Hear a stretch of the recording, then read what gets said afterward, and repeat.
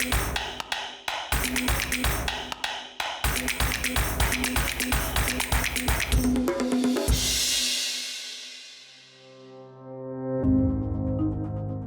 il-kittiba Maltin l-aktar magħrufa għal ġbir tal-ħrejjef, ma nistgħux ma nsemmux lil Manuel Magri. Imfakkar fil-kotba, il-filatelija, l-ismijiet tat-toroq u dar Manuel Magri, id-dar tal-Ġiżwiti fl-Università. Imma min kien sewa sew Manuel Magri? U x'sem kellu fid-dokumentazzjoni tal-ħrafa Maltija?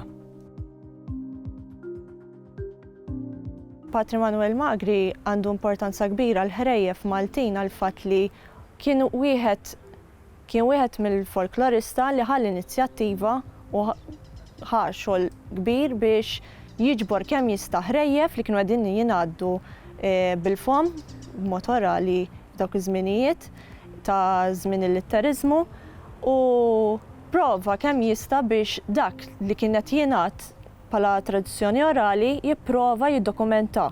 Ġifieri erf orali prova kemm jista' jkun iġibu erf ieħor li nistgħu ngħidu li huwa wirt għalina, wirt storiku, wirt letterarju għalina l-Maltin. Dak iż-żmien peress li kien iż-żmien il-Litteriżmu kien jisma' lil poplu Malti jgħidhom il-fatt li dak iż-żmien ma kinux jaqraw, kienu jirrakkontaw. Allura kien jipprova jipprova dak li kien jingħad jipprova joħroġ il-kitba minnhom. Issa jista' jagħti il-każ li bħalma nistgħu naraw fil-kollezzjoni tal-ħrejjef li jkun hemm xi varjazzjoni fil-ħrejjef Maltin. Pereżempju, ċertu kliem li ma' żmien minn persuna l-oħra, ċertu kliem u anke l-istorja tinbidel daqsxejn. Allura hemmhekk prova joħroġ ukoll numru ta' varjazzjonijiet. Hemm numru ta' karatteristiċi l-iktar wieħed li der fosthom huwa fil-ħrejjef tas-seħer. Il-fatt li fih insibu l-element maġiku u kif ukoll l-element allegoriku. Fihom nistgħu naraw ukoll it-tipi ta' karattri li dawn qatt ma jinbidlu. Pereżempju il-viljak li dejjem ikun il-ħażin, waqt li l-eroj dejjem ikun il-karattru tajjeb u li dejjem jirnexxielu. Apparti minn hekk fil-ħrejjef nistgħu naraw karatteristiċi pereżempju ta' oġġetti inanimati li dawn fir-realtà m'għandhomx ħajja, mhumiex eżistenti, mentri fil-verità fil-ħrejjef naraw li hawnhekk jagħtihom il-ħajja. Pereżempju fil-ħrafa ta' seba' tronġiet imnewwija naraw li meta jaqsam tronġa toħroġ tfajla minna, xi ħaġa li hija impossibbli. Allura hemmhekk nistgħu naraw l-element fantastiku fihom. Apparti minn hekk semmejt l-element allegoriku fejn l-annimali jibdew jitkellmu. Jibdew jitkellmu jikkomunikaw daqshekk huma bnedmin u jitkellmu wkoll mal-karattri li jidhru forma ta' persuna. Bħala ġeneru orali għandna ngawdu minnu għal fatt li huwa wirt letterarju għalina, il-fatt li minn ġenerazzjoni għall-oħra naraw li minkejja li n-nies dak iż-żmien ma kellhomx erf u edukazzjoni dwar kif għandha ssir din it-tip ta' letteratura, xorta kien hemm ċertu mekkaniżmi. Daw il-mekkaniżmi xorta kienu jkunu strutturati, il-fatt li l-ħrafa meta tajda bil-fom u l-fatt li jibqgħu jużaw l-istess mekkaniżmi tara kemm għandna iktar napprezzaw u nagħtuh valur dan il-ġeneru. Pereżempju, il-fatt li dejjem jibqgħu jżommu struttura, li dejjem iżommu ordni fiha.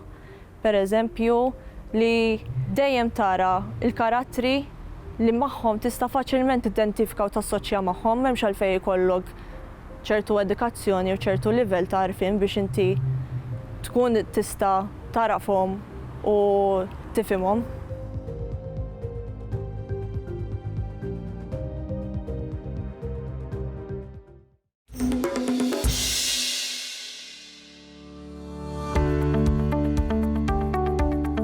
it-tagħlim tal-lingwi nattivi idur mal-erba' ħiliet. Jiġifieri smigħ, it-taħdid, il-qari u l-kitba. U oqsma bħal-letteratura, il-grammatika u l-istorja u l-kultura. Tkellimna mal-uffiċjal edukattiv tal-Malti sabiex insiru nafu aktar dwar it-tqassim tal-ħiliet u l-oqsma. Fir-realtà l-integrazzjoni tal-ħiliet hija xi ħaġa inkonxja illi l-għalliema ikunu qegħdin jgħallmu b'mod inkonxju fit-tagħlim tagħhom fil-lezzjonijiet. Fir-realtà l-għalliema meta jiġu biex jimplementaw il-pjan ta' ħidma tagħhom ta' sena ta' kif se jkunu qegħdin ifasslu il-ħidma tagħhom mal-istudenti, ġeneralment jispiċċaw jiżolaw il-ħiliet u allura ma jaqduhomx. Ikunu qegħdin jaqduhom b'mod inkonxju.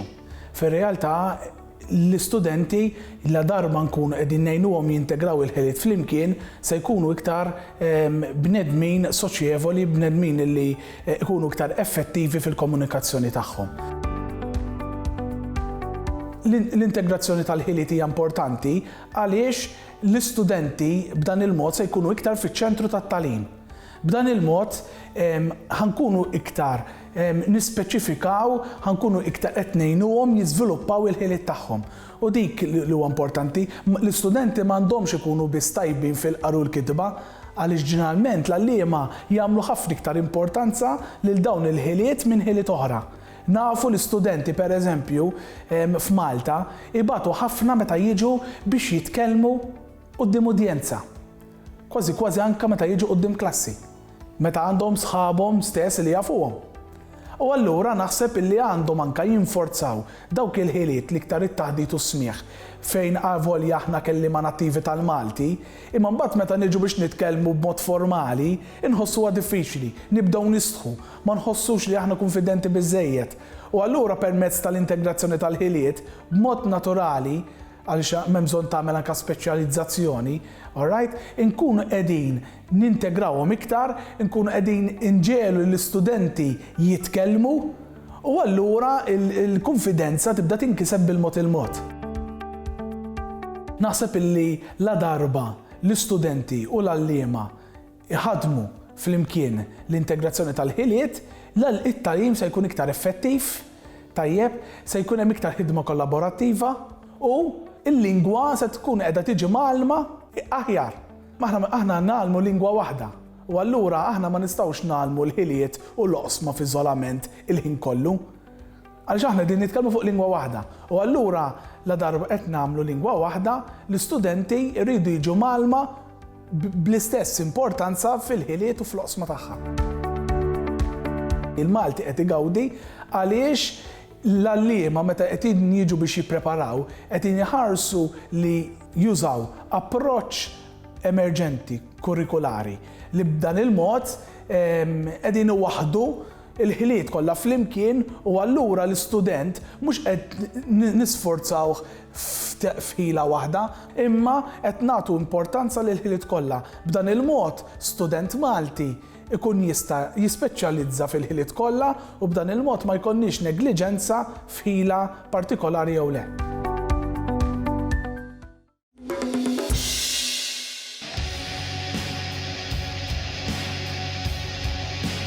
Minkejja ċ-ċokon tas-suq tal-pajjiż, Malta tista' tiftaħar bat ta' ġeneri mużikali li stabbilew ruhom anke bil-Ilsienna.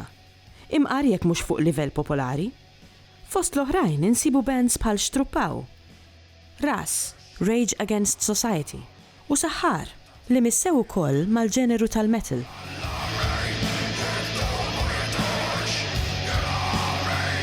Naħseb illi qabel xejn tajjeb illi nifhmu sew illi x-xena tal-metal hija wiesa ħafna. Il-metal mhuwiex tip ta' mużika waħda partikolari, imma jifrex f'diversi sottoġeneri jekk trid issejħilhom hekk. U huwa dibattibbli kemm tifrex daw, jiena pereżempju ninkludi wkoll b'mod partikolari il-punk ngħidu aħna jew anke il-rock qawwi bħala tip ta' metal. U allura hawnhekk f'dan il-każ naħseb illi għandna anke storikament f'dawn l-aħħar issa 15 kważi 20 sena anke diversi gruppi li kienu diġà qegħdin jibdew jesperimentaw u eventwalment ma baqgħux jesperimentaw ma bdew jirrekordjaw u jagħtu kunċerti b'dan it-tip ta' materjal. Il-Malti bħala lingwa joqgħod tajjeb ħafna għal-metal bħalma joqogħdu lingwi oħra. Issib metal b'diversi lingwi, ġifieri jekk issib metal bil-Grek, issib metal anke bit-Taljan, issib metal bl-Ispanjol, issib metal b'diversi lingwi Skandinavi u x'naf jien. Però li għandek huwa skont kif jitħaddem. Ġifieri għandek pereżempju esponenti tal-metal bil-Malti, wieħed li għadu għaddej huwa s-Saħħar pereżempju, illi anke fl-għażla tal-isem tiegħu. Tinduna li dan qiegħed jipprova jagħmel xi ħaġa biex jolqot udjenza partikolari illi tista' tidentifika aktar ma kieku dan jismu Wizard pereżempju, flok is-Saħħar.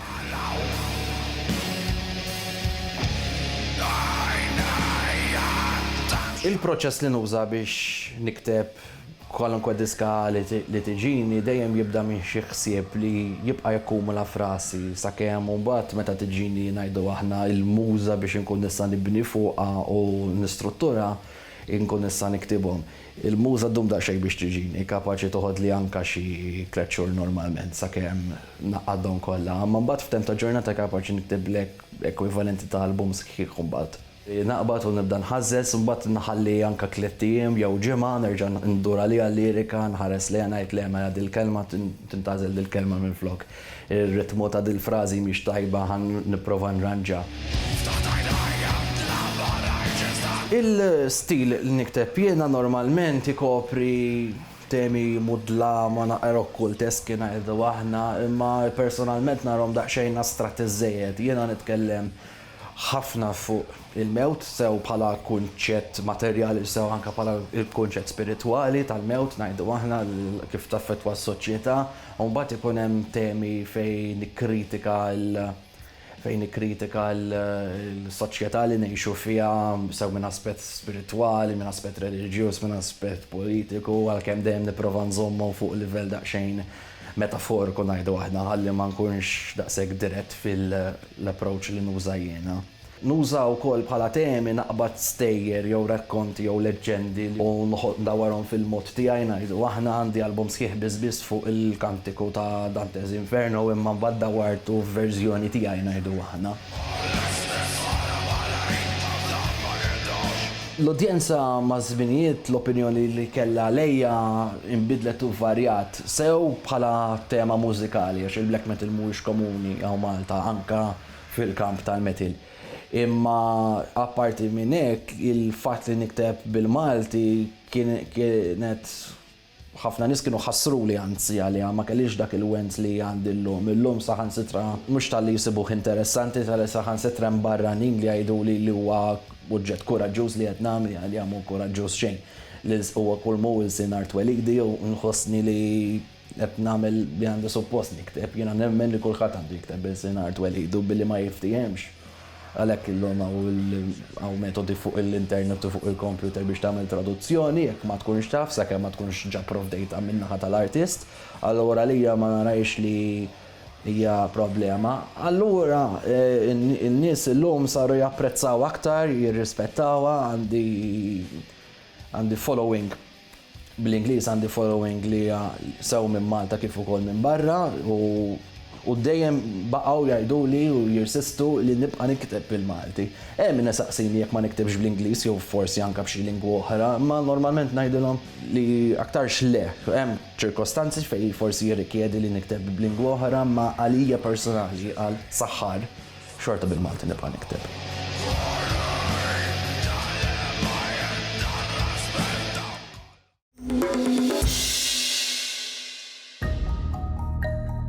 Ir-relazzjoni bejn omm u bint, il-qtil, Gaddafi u l-ġrajiet il-kbar tal-istorja huma l-koll komponenti importanti fir-rumanz Castillo, l-ewwel rumanz li Klera Azzopardi kitbet għall-adulti u finalist tal-Premju Nazzjonali tal-Ktieb.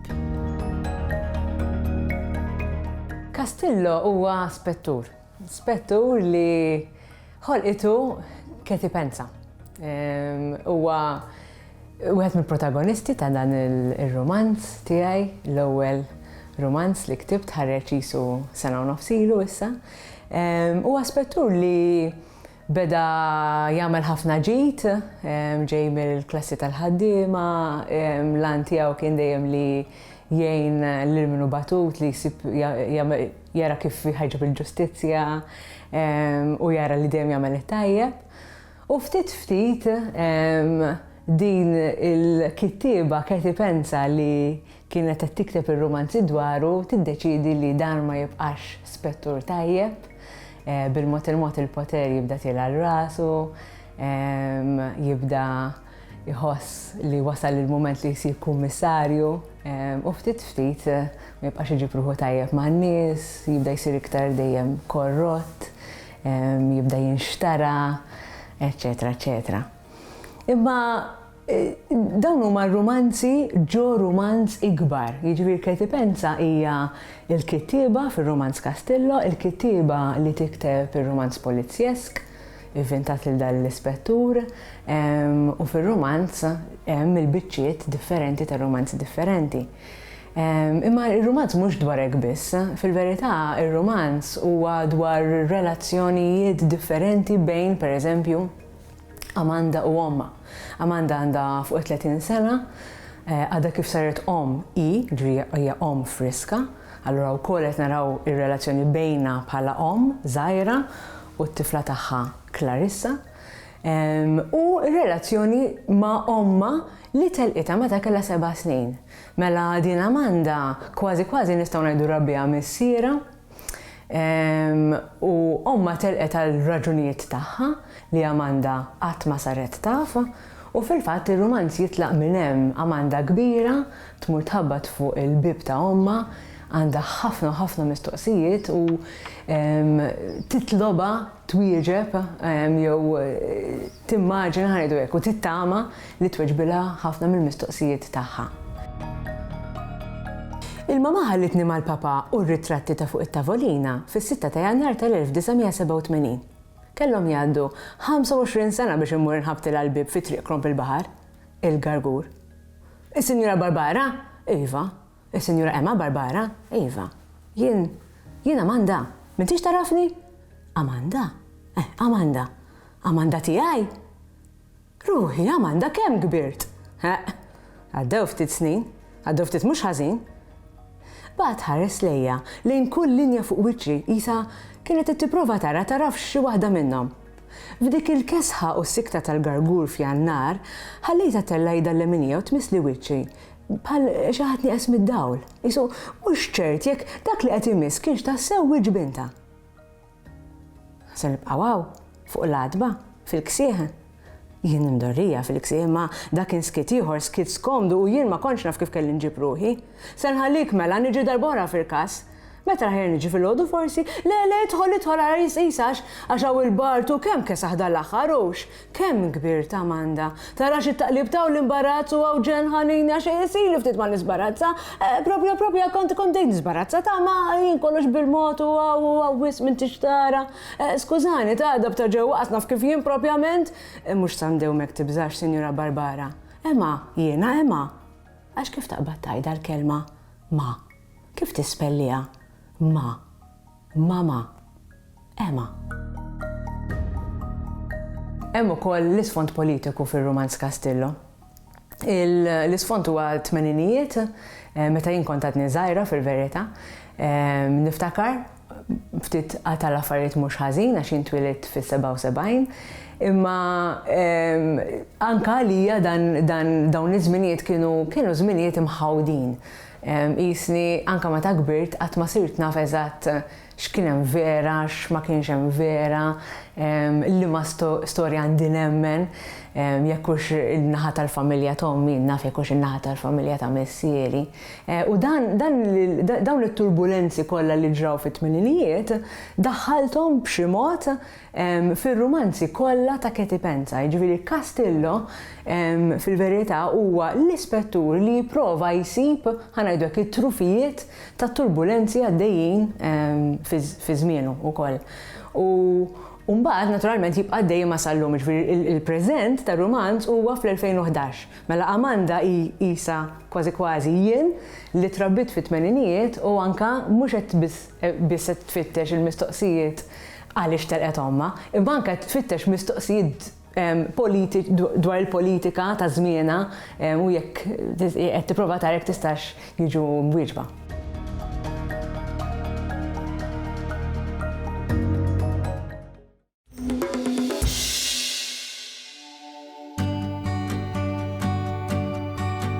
Is-soċjolingwistika tħares lejn il-lingwa kif użata fuq oqsma differenti tas-soċjetà, skont is-sess, l-età u reġjuni ġeografiċi differenti. Hemm ħafna varjanti x'nikkonsidraw f'dan il-qasam ta' studju u għalhekk morna frasilajn u kellimna lill-professur Albert Borch. Is-soċjolingwistika hija dik il-fera tal-istudju tal-lingwa li tħares lej ir-relazzjoni bejn il-lingwa u s-soċjetà. Il-lingwa mhijiex monolitika, jiġifieri hemm ħafna varjazzjonijiet u s-soċjolingwistika speċifikament tistudja x'hemm sistematiku f'dawn il-varjazzjonijiet. Pereżempju, kif jitkellmu min huwa anzjan, mhux bħal kif jitkellmu iż-żgħażagħ jew kif jitkellmu t-tfal bejniethom. Allura għandek sitwazzjonijiet interessanti. Pereżempju, il-kbar kif ikellmu liż-żgħar, x'adattament jagħmlu fid-diskors tagħhom huma jindirizzaw it-tfal. It-tfal għall-bidu mhumiex kapaċi jiddistingwu modi differenti ta' kif ikellmu sezzjonijiet differenti tas-soċjetà, imma ftit bħala parti mill-kompetenza tagħhom fil-dak li jitgħallmu ġifieri jinkulturaw ruħhom fis-soċjetà tagħhom, hija parti minn dak li jridu jitgħallmu kif jużaw il-lingwa skont ma' min qegħdin jitkellmu. Is-soċjolingwistika tistudja kif għadd ir-relazzjoni bejn il-lingwa u s-soċjetà, però hemm diversi aspetti soċjali, pereżempju, għandna il-fattur ġeografiku. Kważi kulħadd jaf illi lingwa dvarja skont il-post fejn inti titkellima, ngħidulhom id-djaletti. L-iktar għall-Maltin u l-Awċin l-iktar ħaġa forsi li niftakru id-differenza bejn kif jitkellmu l-Maltin mill-Awċin. Però anke l-Maltin, ġifi jekk tieħu rħula differenti, jekk tieħu differenza bejn l-irħula u l-bliet, anke fil-Malti ta' Malta insibu differenzi. Biżejjed insemmilek pereżempju illi għall-argument birkirkara il-plural ta' kutra mhuwiex kutri imma kwieter. Ma rsax lok il-kelma l-delfin hija iljun il-baħar. U daw il-varjazzjonijiet kollha illi aħna insomma nippruvaw nistudjaw. Qasam ieħor huwa il-differenzi bejn l-irġiel u n-nisa. Mhux l-irġiel u n-nisa kollha jitkellmu bl-istess mod, hemm mod karatteristiku femminili tad-diskors u hemm mod iktar karatteristiku maskili. U allura tistudja anke l-kondizzjonijiet meta iseħħ wieħed jew ieħor. Imbagħad hemm ukoll il-modifiki meta aħna kif nimmodifikaw il-lingwa meta nitkellmu maż-żgħar speċjalment. Is-soċjolingwistika apparti l-interess intrinsiku tagħha tista' wkoll tallimna lezzjonijiet prezzjużi. Pereżempju, jekk jiena għalliem irrid nagħmel programm edukattiv għal żgħażagħ ta' ċertu età, jaqbilli nkun naf preċiż tipikament kif jitkellmu daw iż-żgħażagħ. Pereżempju, altru qed nikteb ktieb pedagoġiku għal nies għal żgħażagħ ta' jien naf 12 sena u altru għal tfal ta' 6 snin hemm varjazzjonijiet sistematiċi. Is-sabiħ tas-soċjolingwistika hu illi meta inti tqis daw il-fatturi kollha differenti li wara kollox jagħmlu s-soċjetà umana daqshekk interessanti fil-multipliċità tagħha, allura jekk inti tkun konxju ta' daw il-fatturi kollha, tista' tapprezza aħjar lil ieħor u tifhmu wkoll. Pereżempju, jekk bniedem minn xkunitu daqqa juża l-Malti u daqqa juża Ingliż u mhux qed jagħmilha bl-ebda ħsieb ta' superjorità, jekk inti tifhimha dil ħaġa tevita li tikkundannah li qed ikun kiesaħ.